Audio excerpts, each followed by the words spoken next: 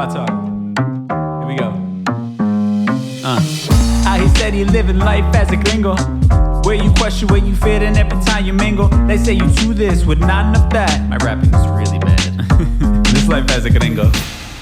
Yes, hello and welcome to another episode of Life as a Gringo. I am Dramos, of course, and it is Thursday, so it means it's time for our Thursday Trends episode, but a very special episode of Thursday Trends. We're going to do a best and worst of 2022. So we're going to be doing best and worst of 2022. Helping me break it all down, my guest this week is an incredibly popular TikToker. He's been on the show before. Antonio Milian, how you feeling, my bro?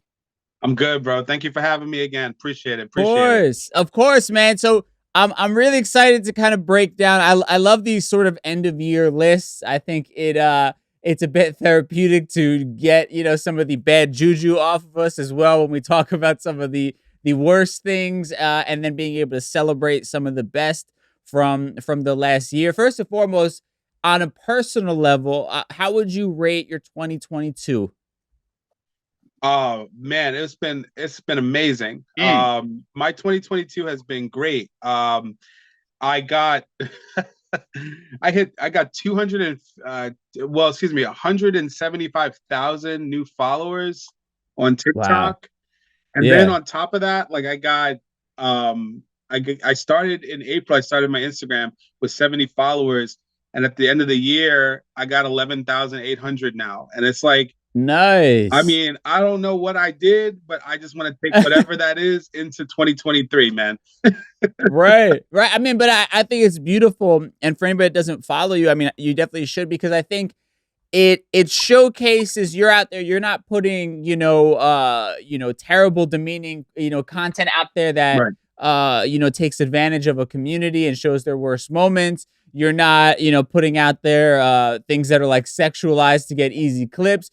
You're posting informative content based around your culture, and people are receiving it in that way. And it gives me hope for the future of social media, and especially something like TikTok, where, you're seeing people with a lot of followers who do really informative content and education-based content, and they're getting those big followings. I think there's something really incredible to kind of feel a little bit positive about the positive effects, I guess you could say, of where social media could be heading.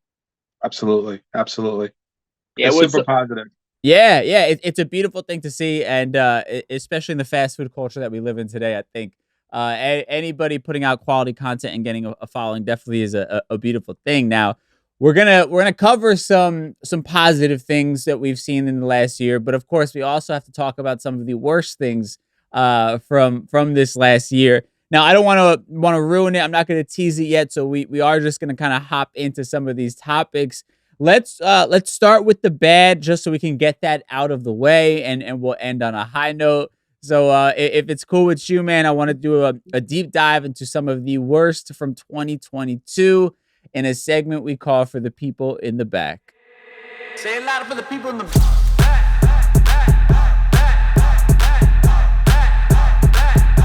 Say it louder for the people in the back. All right, man. So I want to kind of start with some of the things that I pulled here as far as my worst, and then I know you have something as well. My worst that I pulled here, the first one that I immediately came to my mind, and it is the turning of Roe v. Wade, right? That the overturn of Roe v. Wade, a woman's right to choose, and sort of the domino effect of potential other things that could get overturned as a result, and the reality of it being it's going to truly affect the people who are already disenfranchised, right? People of color who don't come from means, who aren't able to travel to another state to have an abortion, who aren't able to fly to another country if, God forbid, it was, across the board illegal. And again, it's just this weird notion of like Christian white supremacy. We need to dictate what happens and what other people do. And then also the irony of a Republican Party who claims that they want less government, but then has no problem having the government tell a woman what she can or cannot do with her body. Absolutely. It's crazy, man. Because like the way I see it, it's definitely a woman's choice. And you have this party, like I live in South Carolina. You have Yeah. this party here who's all about liberty, and they'll give you the liberty to do whatever you want, Right. except when it comes to your healthcare decisions. Yeah. And it's mind-boggling because when you confront people about it, when you say these things, yeah, everybody should have liberty. Well, what about abortion? Oh, absolutely not. We need to stop Right. that from happening. But the Right. core value, like the core thing about it is like with a lot of Republicans, is that the job it comes down to money. Everything that they do comes down to money. And if they know they're not going to have a base of people that are poor, that are going to take these low wage jobs, then that's why they're pushing this anti-abortion thing, because they know if you have a woman that doesn't have any means, she doesn't have money, that child is going to be raised in poverty. They're going to take low wage jobs. It's all about getting service workers to be born so they can work for you in the future. And of course, it's not going to be 100% of the case. And that 1% of the case, they'll prop those people up and be like, hey, you can do it too. And the cycle of capitalism continues, man. Yeah, and to your point, it's funny that we care so much about this entity that is in a woman's stomach, right? That they're claiming to be a life. But once it is then born, the child is born, they stop giving a shit about it altogether, right? They don't care about giving women, guaranteed maternal leave. They don't care about universal health care to make sure that people are able to afford taking care of themselves. We have an incredible, poverty rate in this country, an issue of poverty, and a terrible healthcare system. Like they stop caring about human life once it doesn't serve them politically. Right. And the thing about it is, like, our healthcare system is slowly imploding. They just announced that in a lot of these places in America, there's not enough doctors. Yeah. They're not approving a lot of visas to bring medical professionals from other countries. There's not enough nurses. There's not enough healthcare staff. Like, and when we can't train them by our standards fast enough. Sure. So like there are hospitals in this country that like there's one doctor for like 40 patients. Right. It's crazy. It's Yeah, crazy. well, I mean, I don't know how it is in South Carolina. I'd love to hear for you, but up here, like I can remember being a kid, if I got sick, like I had the flu and I had to stay home, my parents could call my doctor and they would make an appointment that day and I'd go see my doctor, right? Now, your primary care physician can't see you even the same week, right? So by the time they're able to see you, you're either going to be dead from this thing if it goes untreated, or you're no longer sick. So now they have these like urgent care centers, right? Where they're popping up all over the place. It's more expensive. And on top of that, the doctor quality is not great, right? These are people who don't have as much training, so you're not getting the same level of care as you would from your primary physician, yet they have become the norm because doctors are so overwhelmed. At least up here, I'd imagine it's probably similar where you are as well. It's the same here. So like a lot of the residents, like a lot of doctors that go and eventually work up north, they do their residencies in the South because it's cheaper. The medical schools down here I would assume are cheaper than like NYU medical school or any medical school in New York. So when you go to an urgent care, you're seeing a second year resident. And 9 out of 10 times, I went to urgent care about 6 months ago for a back issue because I have back spasms. And he was just like, he looked at my back. He was like, we're just going to send you to the emergency room. And 9 out of 10 times, that's what they do. Because at the end of the day, like if you go home, like if it's just like, for me, it's just back spasms. But if you go home and I collapse and die, they don't want to be held accountable. Right. So they're like, let's just send you to the emergency room. And the whole time, the crazy thing is like, they have like CAT scan machines there, X-ray machines there, but they just don't want to use them because they're like, this is more paperwork for me. It's crazy, man. It's really, again, like, you gotta love the American propaganda that like has us thinking everything's okay, greatest country in the world, and everybody else is like living on dirt floors. Meanwhile, other countries have an amazing universal healthcare system, never pay out of pocket, this, that, and the third. Now, continuing on with this topic of abortion, the last thing I do want to touch on is the topic of religion, right? Like, I personally have no issue whatsoever with anybody's religious beliefs. I have devout Christians in my family that are incredibly close to me. But these people on the right, particularly these extremists, feel like they need to force everybody to abide by their Christian standards, right? And this is like such an old world mentality when people were literally just invading one another's country and you had to become a Christian or they would literally kill you. And this is the same thing with indigenous people, right, who experience the same types of things. And it's ironic because you have these people who always point to the Constitution and the foundation of this country and ignore the fact that a separation of church and state is a part of the foundation of this country. And we have this other fight even beyond abortion, but the idea of being able to pray in schools and things like that. When if it was a Muslim teacher and she was praying with the students, asking those students to pray, do you really think that those white parents would be okay with that, right? But somehow, some way, because it's Christianity, they're allowed to force it down other people's throats. That's part of white supremacy. Christianity is considered a pure religion. You know what I mean? Like, oh, once you hit Islam and stuff like that, oh, those are like brown people over there that do that, or like those black people over there that do that. It's like it's considered like, oh, this is a clean religion. Christianity is, and that's why like white supremacy is weird because like Christians, evangelical Christians in the South, they get along really well with Mormons, and like Mormons tend to be like majority white. And it's crazy because like they don't even believe the same thing, but they like love each other because their values are the same. Right. Well, yeah, it's the idea of like Islam is somebody who is brown, right? And somebody.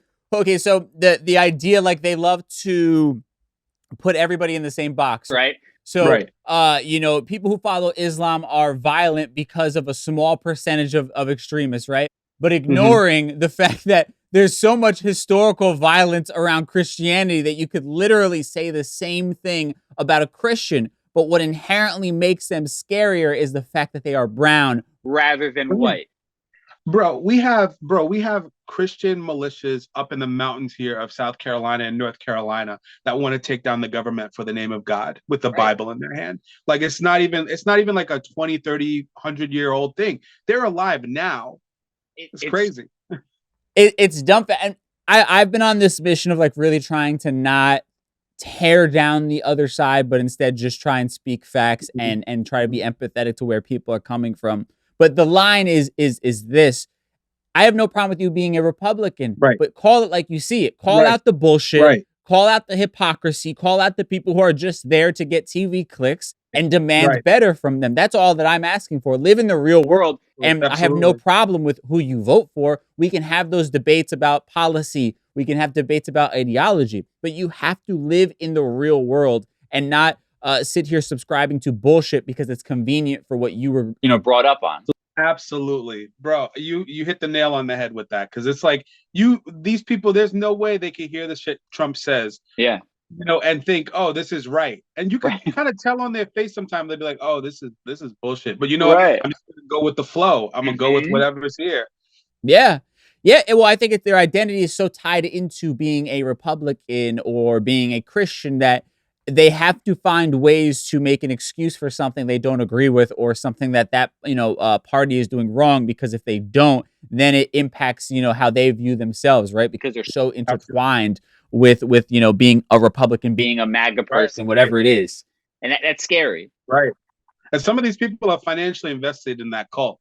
So to go against that cult means their life is ruined or they ain't making no money. Right. Well, that's a great point. And I mean, and it kind of leads to this because we talk about a lack of common sense and money in general, because that's the only explanation why this is still happening. And it's the idea of gun reform, right? And no movement of it happening in this country. And this year we saw horrific mass shooting after mass shooting. I mean, you talk about what happened in Uvalde, Texas, at the elementary school where babies are being gunned down with military grade weapons, in a Buffalo supermarket where black people are being targeted while shopping for groceries, and then recently at Club Q in Colorado Springs, a LGBTQ plus club where they were targeted simply for being queer, right? And of course, the weapon of choice in most of these shootings is going to be, an assault rifle, an AR-15, right?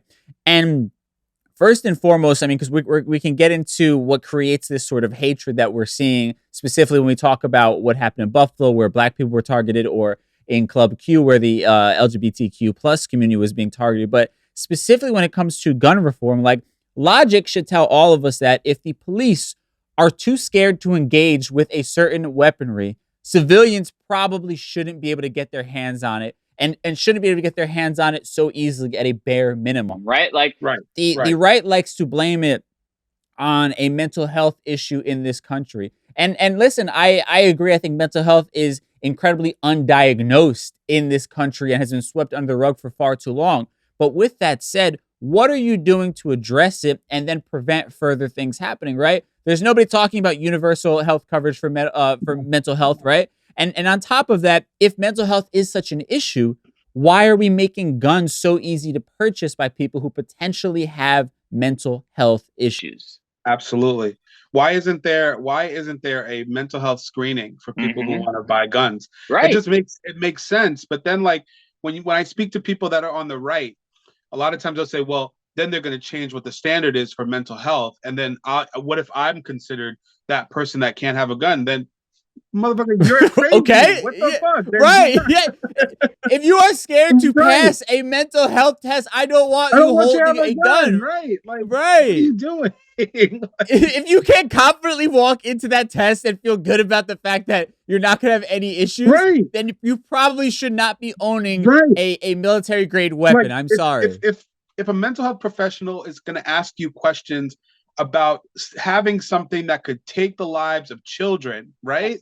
And you're scared that you can't answer those questions correctly, then you don't need that.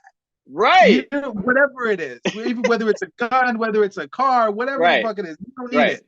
Right. Well, that's 100% true. And then even on top of that, because that should be logic. Yeah, we should do that. These people can't even get behind universal background checks, right? Like, why the fuck is that up for debate? That's like, why should that not be a uniform system that, regardless of what state you're in, they can easily cross-reference, anything that you've had with issues in the past and be able to check that before selling you a gun? Why is that like, oh my God, we can never do that? That doesn't make any sense. Right. Because they know what their base consists of.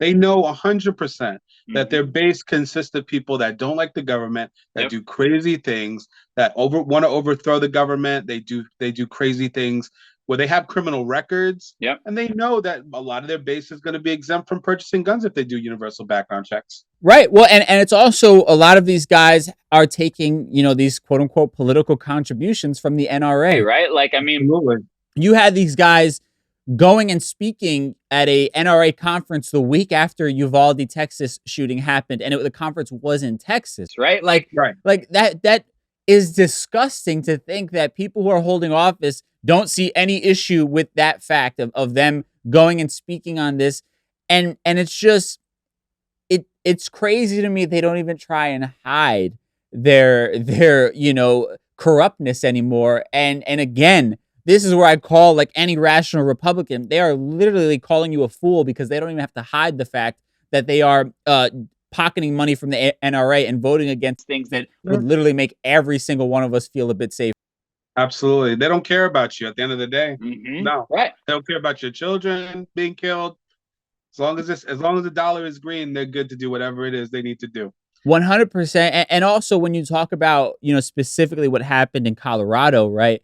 Where you have these Republican talking points that the LGBTQ plus community is grooming, for pedophilia and all these different things. Like, what the fuck do you think is going to happen, right? You're acknowledging there's a mental health issue in this country. Guns are incredibly easy to buy. Then on top of that, you are literally activating people who are mentally unwell by telling them that they're kids are at risk from this, from these drag shows that like are fucking. I didn't know that children are being, shown bused to drag shows at large numbers like this, like where it's even a topic of conversation. But absolutely, you like the Republican Party is literally like loving the fact that their mental health is a crisis in this country because they're able to literally just penetrate the fears of these people and then activate them and then, wash their hands clean of it. Say, oh, we're just speaking words. We don't have anything to do with what these guys actually do in the real world. Right. It's crazy, man. It's just, yeah, it's fucking scary. And it's really sad. Now, everything has been flowing into one another on the topic of mental health. I know that you had a specific topic you wanted to bring up as something that you thought was one of the worst things of 2022. Kanye West, man. Yes. The most unhinged, unchecked, mentally unwell individual. And it shows me, like, if you have a certain amount of money, if you're a man and you have a certain amount of money, nobody will check you on your mental illness. Like Britney Spears had hundreds of millions of dollars, and she was put under a conservatorship for 10 plus years, where she could only perform and only do things at the behest of her father. And Kanye West is in a situation where his actions are not just affecting him, it's affecting his kids, it's affecting his ex-wife, because he drags them into these Instagram and these Twitter situations where he talks about them. And then on top of that, it's affecting marginalized communities, the Jewish community. Yeah. And if there was ever anyone that needed to be put under a conservatorship or a gag order to shut the fuck up, it's him. It's him. Kanye has the OJ disease as well, I think, because remember the Jay-Z line where he references a quote from OJ where OJ says, "I'm not black, I'm OJ," right? OJ, and right. And the irony is Kanye West is hanging around with a white supremacist in Nick Fuentes, who openly talks about being a white supremacist, yet somehow as a black man thinks that because he's rich and famous, he is above being shunned or judged by white people. Absolutely. And the thing is, like, I think he wants that base to rally around him, and to like help him get opportunities with Adidas. And did you see right after Adidas dropped him, he showed up at the Skechers office, found out that the Skechers CEOs are Jewish. So it's like he wants the younger crowd to fall in love with him and his ideals. He wants young white men to fall in love with his ideals and help him get opportunities where he's lost them for what he said. And at the end of the day, Kanye West is just a formerly cool 40 plus year old divorced dad. Right. So he's just trying to get his swag back. He's trying to like, look at me, look how cool I am for this old guy. So, right. I mean, also to me, I mean, this is just my own take, but to me, it's also going back to this overvaluing of whiteness, right? It's this idea that, like, you know, he had the black community, he had people of color, he had the world of hip hop and streetwear and all of the above, but it's like not enough for him, right? He wants to get white America and like the whitest part of America to accept him and sort of bow down to him, right? Like that's why he's, you know, kissing Trump's ass and all these people who represent like this modern day idea of like white supremacy, you know. It is like the old colonial, the poison of colonization, right, in full effect that he's living out right now. Absolutely. It's something else, man. To watch that whole situation unfold is something else. And I haven't heard anything about Kanye in like the last 2 weeks. So I doubt it, but I hope he's getting some sort of help. Or maybe the news cycle is just like, you know what? He's just not doing it for us anymore. Let's stop talking about him. Right. I mean, yeah, I think at this point we've gotten all the clickbait we possibly could out of him, which is, I think, another sad aspect of it too. I mean, to play devil's advocate, you have these platforms bringing him on and giving him a space to spew his nonsense, knowing that he's unhinged and knowing that he is speaking really disgusting and hateful rhetoric, but they're doing it because they know it's going to drive views, it's going to make them go viral, and they're again taking advantage of him. And I think it also speaks to the idea that you talk about being a rich man in America. Nobody's checking him to say, dude, stop going on these platforms, they're taking advantage of you. Yeah, and I'm sure he's paying Nick Fuentes and Candace Owens. Yeah, I'm sure they're not just helping him out of the kindness of their heart. He has to be throwing them some coin. Has to be. Right. And the last thing I'll say is the saddest fucking part about this whole thing was the visual of Nick Fuentes and Kanye in a strip mall hibachi restaurant. Like just like that. This is where this man's life has gone. Like, nothing wrong with a little strip mall hibachi, but if you are Kanye West, you are used to the finer things. Like this is where you are at a public hibachi restaurant eating with Nick Fuentes. I saw where he was in a Five Guys, burgers and fries, and he was sitting in the corner just eating by himself. And I was like, do you ever have like a moment of self introspection where you're like, damn, this is where I started, this is where I am now? Like, I mean, bro, like, come on, let's think, let's, But listen, mental illness is crazy like that. No pun intended. It is a real thing, and as much as he definitely needs to be held accountable for his words, his actions, right? You do hope that he does get the help that he needs, because it is sad to watch somebody destroy everything that they've worked so hard to build, especially as somebody who at one time called themselves a fan of his, in myself. Right. Me too. I was a huge fan of Kanye. Not so much anymore. Yeah. I'm a fan of Kanye West getting help. That's right. what I'm a fan of. I could get on board with that. All right. So we've touched on some of the worst things from 2022. I want to now kind of cleanse the palate and get into the positive stuff, because it still was a positive year in many ways. So we'll do that in our Mi Gente segment. Mi Gente.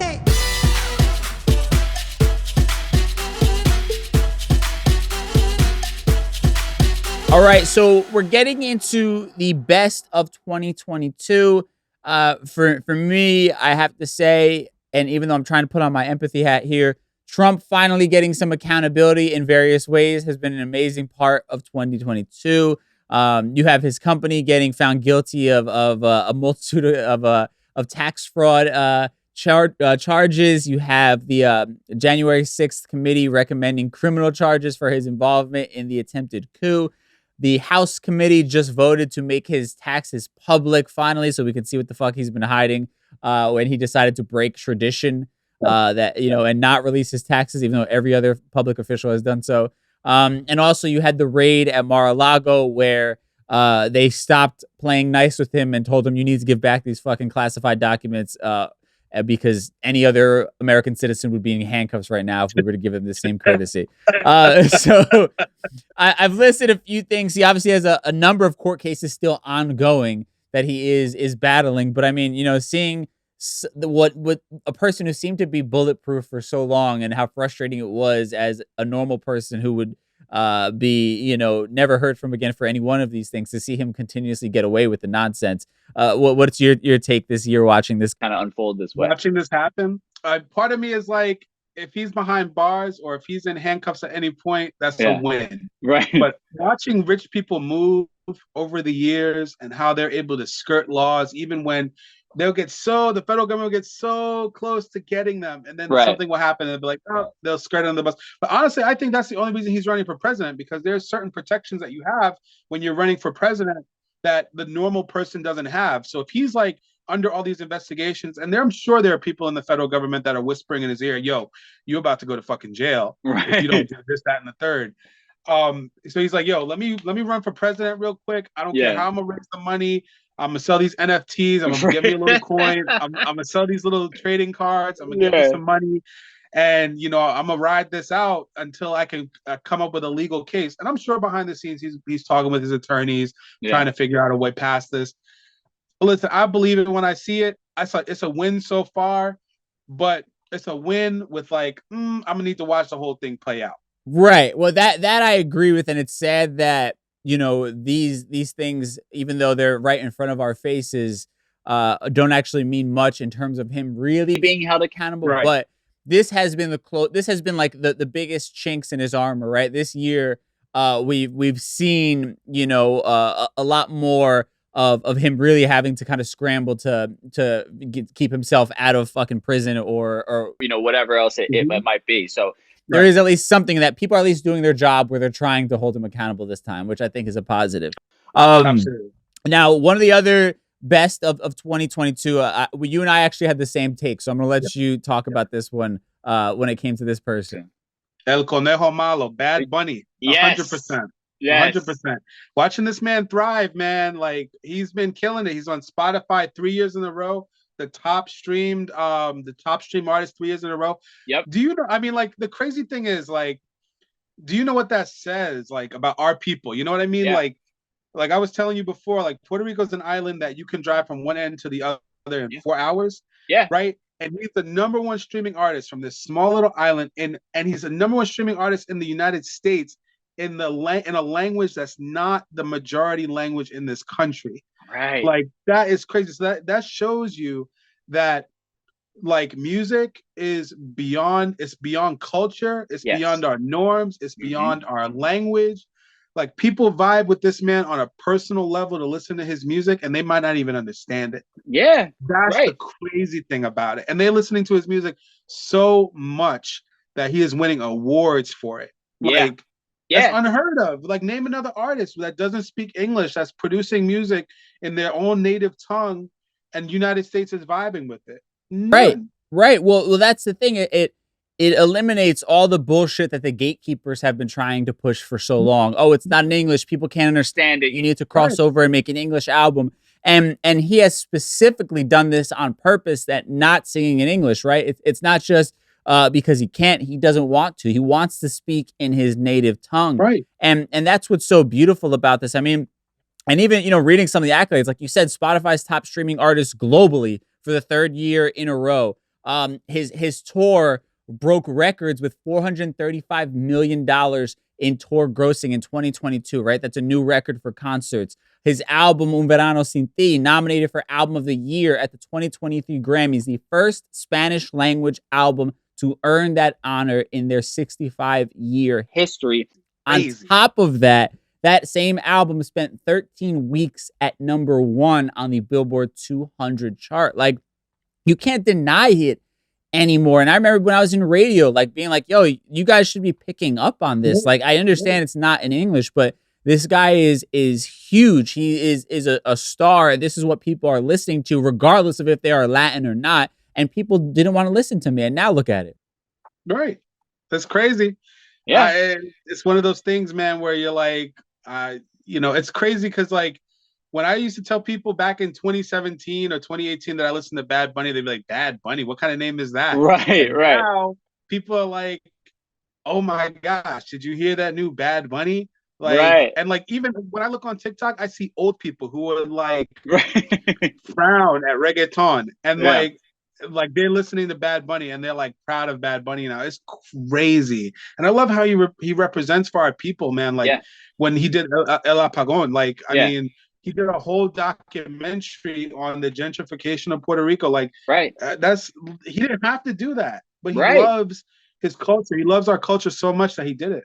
Yeah, and it's a beautiful thing. It's somebody who is on top of the world, but at the same time is not just selfishly, using their platform for their own ego, but wants to make sure they're elevating their community and their culture as a whole. And I've said it a million times. I've talked about him on the show a million times, but he deserves all that recognition because he's been so incredibly intentional with his work and all of the attention that he's getting. Now, a couple of things I wanted to quickly touch that I thought were worth mentioning as far as the best of 2022 was Wednesday on Netflix, the TV show featuring Jenna Ortega. She's now nominated for a Golden Globe. And on the show, you have, a Latin family. She talks about her history. They talk about, colonialization and indigenous people and all of those things. And just a beautifully made TV show that I think a lot of people were able to see themselves in. It didn't follow a lot of the stereotypes that we expect of Latin women in television shows. And then, of course, having a name like Tim Burton attached to it, they also just begins to break down those walls. Once again, we're talking about with these gatekeepers that talk about, if you make too much of a mention of somebody's culture, that they're Latin, whatever it might be, you're going to alienate people and it won't be successful. And now as this show begins to break records and hopefully win awards, it shows you, again, the lie that is.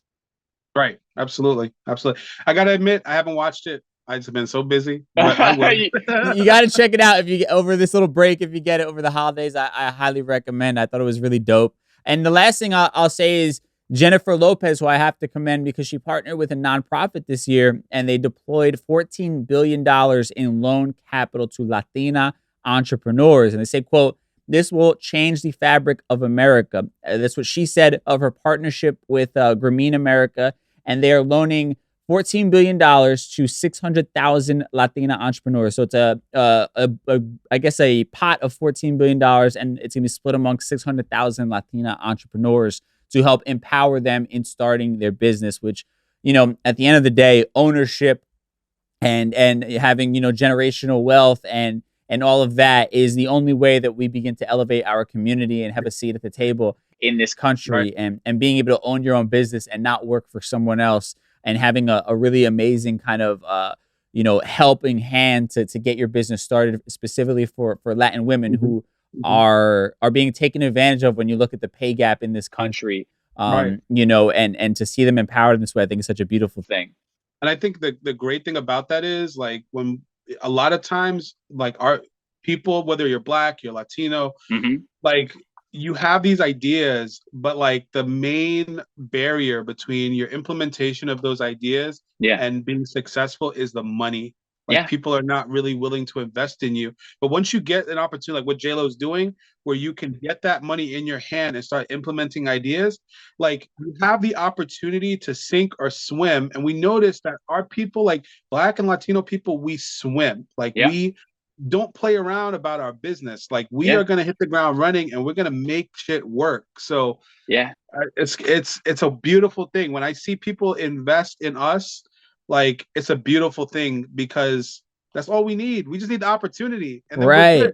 Right. Well, the last thing I would say on that is, like, I had read a stat, I think it was a couple of years ago, but it was talking about the fact that Latin people, the greatest, hurdle they have to face is finding funding for starting their businesses, right? Where white America gets, traditional loans from banks, where Latin people have historically had to go out of their own savings, borrow money from their own family, do all of the above to create their business. And this adds an element of risk, right? It's basically either your business is a success, which of course doesn't matter how great the idea, or how skilled you are. We never can guarantee the outcome of a thing like this, but you're putting your entire livelihood and your family's livelihood on the line here to start this business. So of course we're timid about wanting to start one, potentially because we know the repercussions if it's not successful, that we are all out on the street at that point, where white America doesn't have to deal with that same risk, right? They know that if they lose the bank's money, they're not necessarily going to have to be living in the poorhouse, right? Or it's not losing all of their family's savings at one time. So, like, the thing is, like, with white America, from what I've seen, is that they already have the generational wealth there. So starting the business is not as big of a risk as you and I starting a business. It's like, at the end of the day, if I lose the bank, if I lose $250,000, all this other stuff that I got that's generationally gotten, that's here. That's not the bank. The banks can't touch that. Right. You know what I mean? So the risk is lower. So. Yeah, 110%. So I mean, I love seeing that. I would love to see more people in a similar position to J-Lo, creating things like this, because she's going to change the life of 600,000, women in this country, without a doubt. Man, so Anthony, it's been a pleasure getting to catch up with you on all this stuff, the best and worst of 2022, as far as our perspective goes. Anything you want to push people to that you've been working on that they should be checking out? Follow me on YouTube, Def Not Ant, DEFF Not NOTANT. I'm starting a YouTube channel, and I'm trying to get the ball running there. So follow me on YouTube. Of course, TikTok is always going to be there. Instagram is always going to be there. Def Not Ant. Thank you so much, Mr. Ramos, for having me on. I really appreciate it. Okay, don't be a stranger, bro. I love this. Of course, bro. We'll do it again in 2023. Man, big shout out to my guest this week, Antonio Milian, for hopping on the show. Always love having him here, man. He'll definitely be back on the show next year, in the new year, 2023, which is crazy to even say. Now, with that in mind, man, let's hear from y'all real quick. I want to get, some plans from you for 2023 in our Ask a Gringo segment. Ask a Gringo.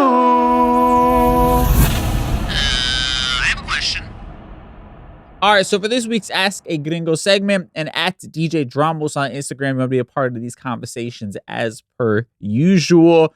I know it's cliche, we'll keep it simple, we'll keep it light.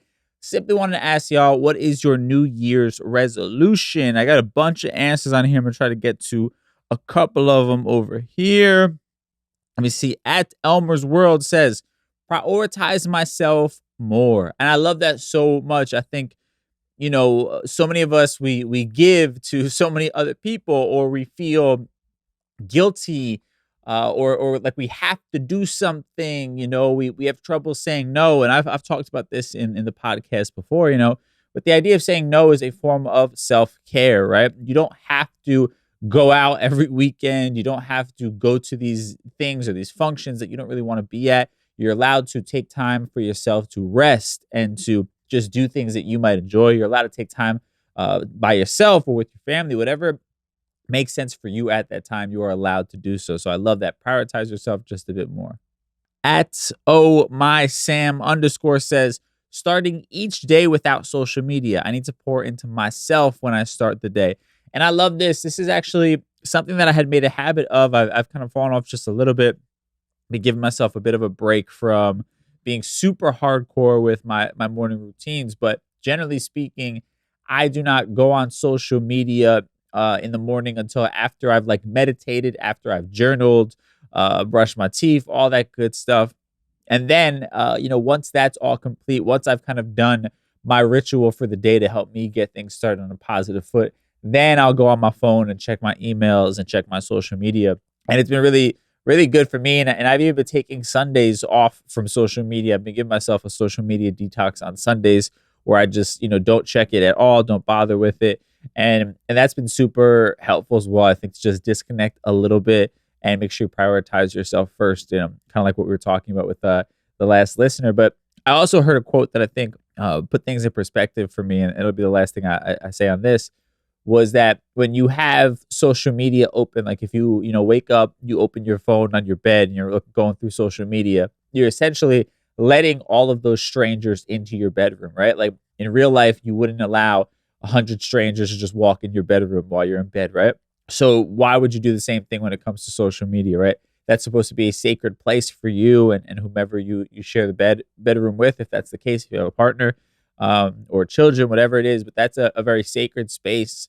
And when you begin to invite things like social media into there, I think it begins to taint that space just a little bit. So just some food for thought for the new year.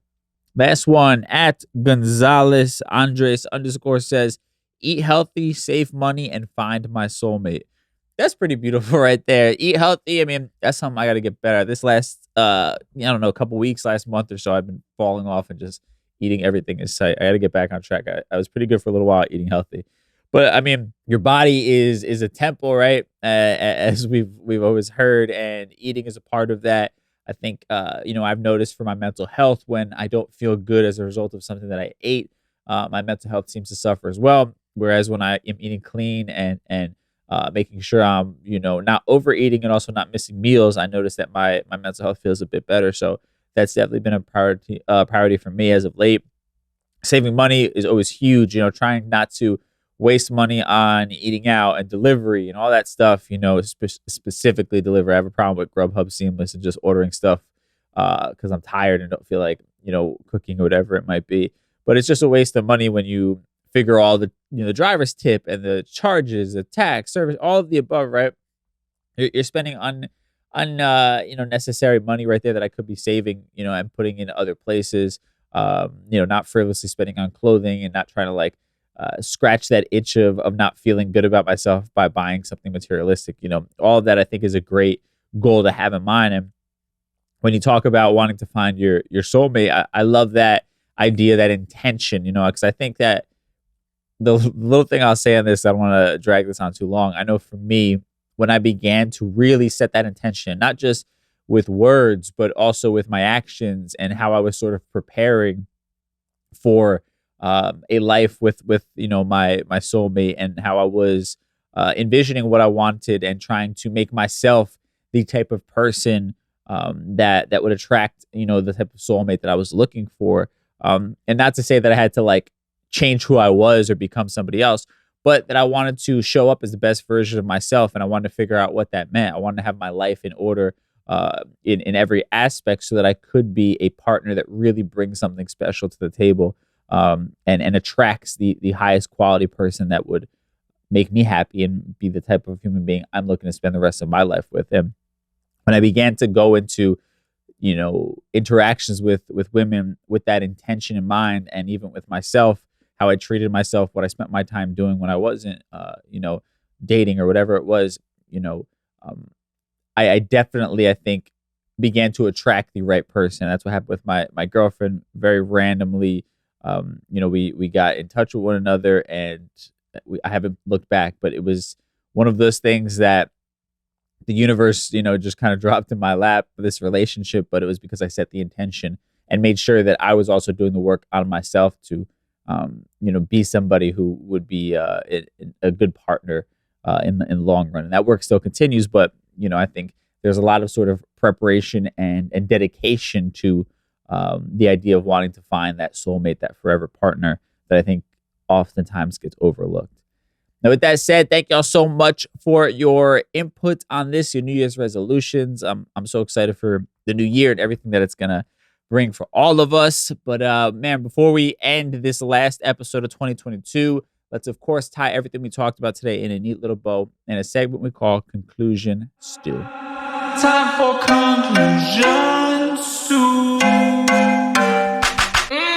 All right, so quickly gonna just kind of run through a little recap of this stuff. I know we probably missed a bunch of stuff. Some of y'all are gonna be like mad that I missed this or that. I just kind of took a little bit of a second to kind of meditate on this last year, and these are the topics that sort of came up for me as far as best and worst. I mean, we talked about some of the worst, Roe v. Wade being overturned, a woman's right to choose, and just the implications of people in this country wanting to be able to tell others how they can or cannot live their life, or more specifically, how women can or can't, choose what they want to do with their body, right? And we have a country that has just historically tried to tell women, what they can or cannot do. We live in a country as well where people claim to care so much about a child, but we have, a really poor rate when it comes to the maternal death rate in this country in comparison to other developed countries. We are subpar. Our healthcare system is subpar. We don't provide, adequate care for mothers after they give birth, all of the above. And to think that we're forcing them to bring a child into this world and not letting them choose what they want to do with their bodies is crazy. And especially when you talk about the people who are going to feel this the most, it's going to be people of color, people who are already disenfranchised, who don't have a large financial backing to go out somewhere and get this done. They're going to be the ones who suffer the most. Now, moving on to gun reform. Again, to me, when I look at this country, this is one of the darker spots currently, because it just is so simple, cut and dry in my mind. And the only reason you would fight against things like universal background checks or mental health checks would be because you want to keep accepting these big checks and donations from the NRA, and you know that they will be upset if you make it harder for people to get guns. And that's just a disgusting way to think that the people in office who are supposed to be representing us, our best interests, that they're more concerned with collecting those checks and maintaining that power by appealing to their extremist base, the extremist side of their base.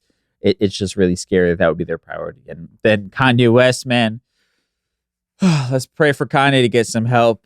And man, everybody else who's platforming this man and letting him, hang himself, essentially, shame on you as well. And I what can you say? Mental health is real.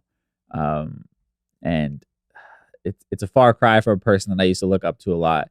And you just hope he gets the help he needs. And at the same time, he needs to be held accountable for his actions as well. Now, when it comes to the best of 2022, Donald Trump, I mean, listen, he's not in handcuffs as he should be. He is not, completely, disbarred from running for public office, but we are starting to see some accountability. We are starting to see the people who are in charge become less afraid of actually trying to hold this man accountable for his crimes and his actions. And to me, that's a beautiful thing to see, because it restores the faith that we all should have in this country, that it doesn't matter who you are, how powerful you are, that if you choose to break the law, if you choose to become a threat to democracy in this country, you will be held accountable just like anyone else. And that's what we need to see. We need to restore that faith in our Justice Department and country as a whole. Now, Bad Bunny, man, 2022 was his year. Also, I forgot to mention he made his movie debut with Brad Pitt. And it's just beautiful to see, kind of like what Anthony was talking about. He has been such a beacon of hope and amazing representation for Puerto Ricans and Latinos as a whole, to just show how far we can truly go, and that we don't have to sacrifice parts of ourselves or change to make other people comfortable just to find success. We can still be unapologetically ourselves. And as far as, our craft, if we focus on it and become great at it, people will have no choice but to embrace us. And those sort of gatekeepers that create these asinine rules about language and people not being able to understand Latin culture, like, they're all just proven wrong by this man, and he's just kicking down doors for Latinos as a whole, whether he realizes or not. And kind of touching on a couple of the quick ones that I did Wednesday on Netflix with Jenna Ortega. I've talked about this a bunch already. Amazing show. I think she crushed it. Again, I think this begins to dispel a lot of the falsehoods that the gatekeepers in Hollywood or the music industry, in Bad Bunny's case, have tried to talk when it comes to Latin culture and what is viable for a widespread audience, right? And that Latin stories or Latin characters are not just not just supposed to exist in Latin movies or Latin audience targeted media, that they can exist in normal television and telling universal stories, and people will still appreciate it, even if it is a Latin character, with Latin culture and mentioning their culture in their storytelling as well. So I think that's what Wednesday did for me. And then, man, last thing, Jennifer Lopez partnering with that nonprofit and empowering 600,000 Latina entrepreneurs. I've talked about this a ton, but in a country where the Latino wage gap is horrendous, and where Latinos as a community, when it comes to starting businesses, we are forced to use our own life savings and borrow from family members, and the added pressure that puts on us to be successful business owners, that's just an unfair disadvantage that we have to our white counterparts, and something like this is going to help, be a springboard for so many women out there, Latin women, who want to, have ownership in what they do, have that financial freedom, and inevitably create that generational wealth that we're all looking for. And not only looking for, but that we need as a community, as a culture, to help, give us more and more seats at the table, and the ones that we rightfully deserve, because money is power. And when we are no longer in the struggle and no longer living in la brega, that is when we, are able to really make change for our community as a whole, and make sure that we have our voices heard. Man, now with that said, I want to genuinely thank each and every one of you for making this probably one of the best years of my entire life. And I'm not just bullshitting you. I'm not just saying that. I'm genuinely just humbled by the growth that we've had over this last year with the podcast. I mean, ending season 1, now beginning season 2. Shout out to the whole iHeart family, the Cultura podcast family, for believing in me from day one. And all of you guys who listen, you're a part of this story. There is no show without you. And I know probably every host says that, but that's the real, the real truth, right? That's the beauty of podcasting, is that, we live and die with the audience, essentially, right? It's not like radio where you have a built-in audience and you're just a talking head, and for the most part, you're easily replaceable, and somebody will just come and fill your shoes, and obviously there's some exceptions to that, but that's sort of the general mentality when it comes to something like radio. Where in podcasting, we're living and dying by the people who listen to it each and every week or twice a week, in our case for the show.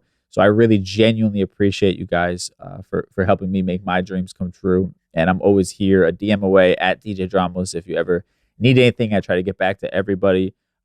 It sometimes takes me a little bit longer than other times, but I always get back to you.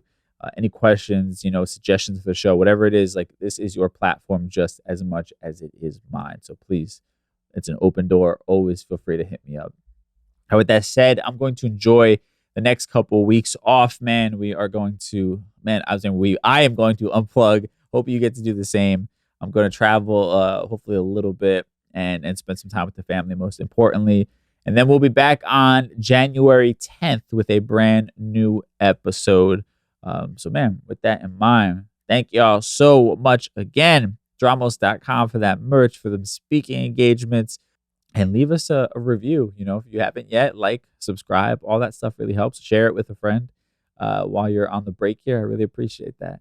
And so then, everybody have an amazing, beautiful holiday season. Happy New Year. Man, pat yourself on the back for making it through another year. Learn whatever lessons you need to and make 2023 your best year yet. And man, I'll catch y'all in the new year. Till then, stay safe. Talk to you soon. Peace.